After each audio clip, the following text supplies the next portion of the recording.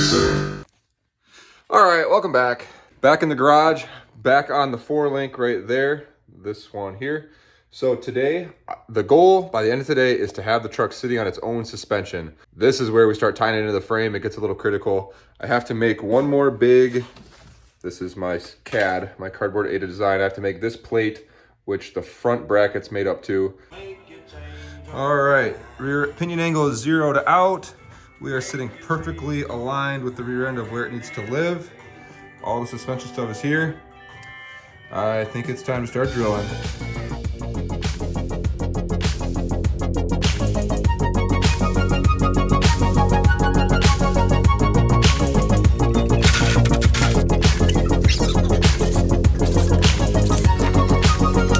Not gonna lie, the Harbor Freight hole saws are rather impressive. They hog through this frame like nothing.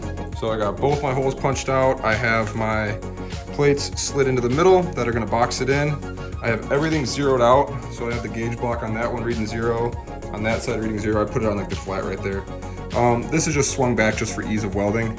After it's welded, they're gonna get swung forward and then get the plates welded on the inside of the frame.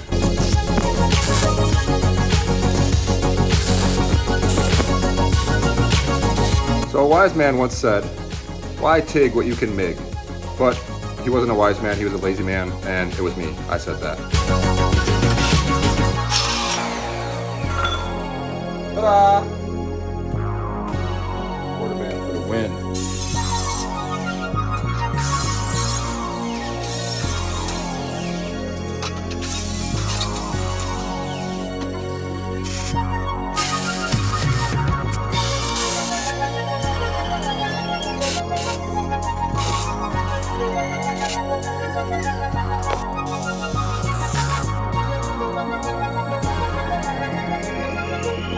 Maybe I should just stick to MIG.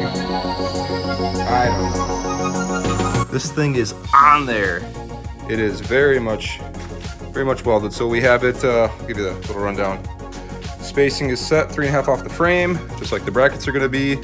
Welded on the outside, plated on the inside on both sides, and welded on the outside. Now I did test it, and it seems to hold. With the amount of weld on this thing, I think it's gonna do just fine. Oh, one sec. Better. Okay, so I ran out of welding gas. So it's a Sunday night. Could try Tractor Supply. They're probably closed. Tractor Supply is great because you can get welding gas on a Sunday if they're not closed. But yeah, I'll have to pick up tomorrow. Might continue on later this evening. Working on the plate for this bracket to mate to the frame. I've been kind of dreading it. I don't really know why. I think it's just because it's such a critical part that I'm not really super excited. All right, wife and kid went to bed. Time to get something done. I'm gonna start with an easy one tonight. I'm going to knock out to start with my little sway bar end links, and then I'm gonna move on to the big main plate that I've been dreading. All right, referencing this perfect setup again, where everything is exactly where it needs to be, all centered and squared up, left to right, trued up, all that dealing.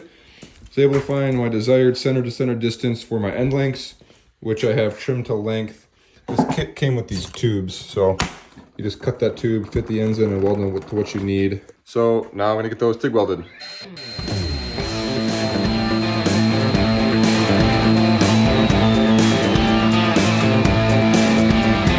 Oh yeah, these turned out sick.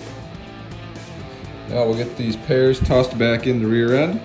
And we got them both in. There's that side. And this side, they both sit just as is, just for mocking this up, they both sit pretty plumb, which I think is ideal because this is ride height what everything's set to right now. So I really like where that's at. The next thing is going to be getting the tabs mounted in, which isn't going to be quite as straightforward because, as you can see, where they live isn't very ideal. It's like laying over the double plate and there's a big space behind it, so I gotta figure that out yet. So I was staring at these stupid little tabs they give you for this sway bar kit, and like, man, these things are really thin and chintzy, and how am I gonna ever mount these underneath anywhere good because they didn't line up right? Then I had a big brain fart moment, and I'm like, you idiot, you have a plasma table, you have a big beautiful cross member you just made.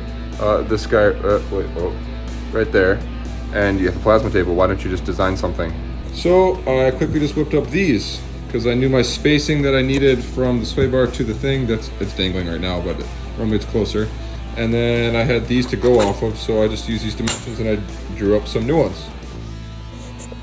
Yeah, I'd rather not admit how long it took me to come up with these to just do the brackets like this, because it was longer than 3 seconds. This is pretty obvious, having looked at, because I was looking at how to, I don't know, it was a mess. This is gonna be perfect. This is gonna do what I need. My angles all work out really nice. I got my spacing. I can actually shift this back a little bit. Let's see if I can do it one-handed. Shift it back. Get that arm a little more vertical. See, it's a trade-off. That's tighter, but that arm is straighter. Or I go like this and move it forward. Now I have all the spacing, but the arm is forward. So I'll play around with it and find a medium. A happy ground between space to the shock and the end link being vertical. Okie dokie, all welded, and just like that, the sway bar is done.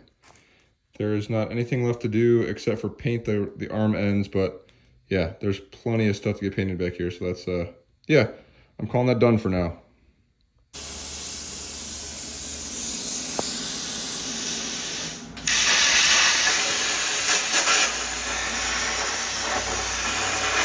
Gave her the old zip zop, bibbity bop. Little progress update on these brackets. If you're gonna plasma cut an 1 5/8 hole, make sure it's in the right spot. A little bit of a learning experience there, but we fixed it. So, got the outside welded, got the inside welded. This weld from where it sits against the frame, that's gonna get ground flat, but still wanted it welded inside and out. Next is going to be to fit up against the brackets on the frame.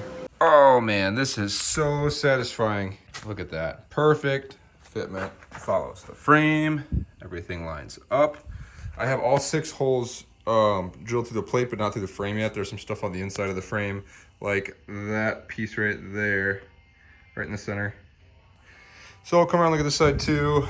Same story over here. I have 3 bolts in this one as well, but at this point, this sets my fitment for between these 2 pieces. So now I can lock that in with weld. And it's still going to be missing the brace to go up to the frame to kind of lock this piece in like that, but it'll be able to sit on some suspension at least a little bit. It is suspended. The only thing that is missing as of right now is the wishbone, which locates the axle left and right. You can see I'm moving it in and out. It wants to self-locate just by nature, but yeah, you can see it's sitting a little askew now. It wants to be like over there. Yeah, this is huge. The truck rolls again. It sits on its own tires. It's not supported by jack stands or ratchet straps or anything, any which way, holding stuff in place. Really, really big moment. So yeah, I have parts coming tomorrow for the wishbone. It's my center shaft that my brother actually turned on his lathe for me. It's like precision ground and all that stuff. So for the telescoping section on the wishbone, so that's on its way. So that is the last little bit, and then this thing will be ready to get blasted and painted. Yeah, huge milestone. Thank you for tuning in and following along. I'll give you one more little overview of the whole thing before I end this off. Thanks for watching.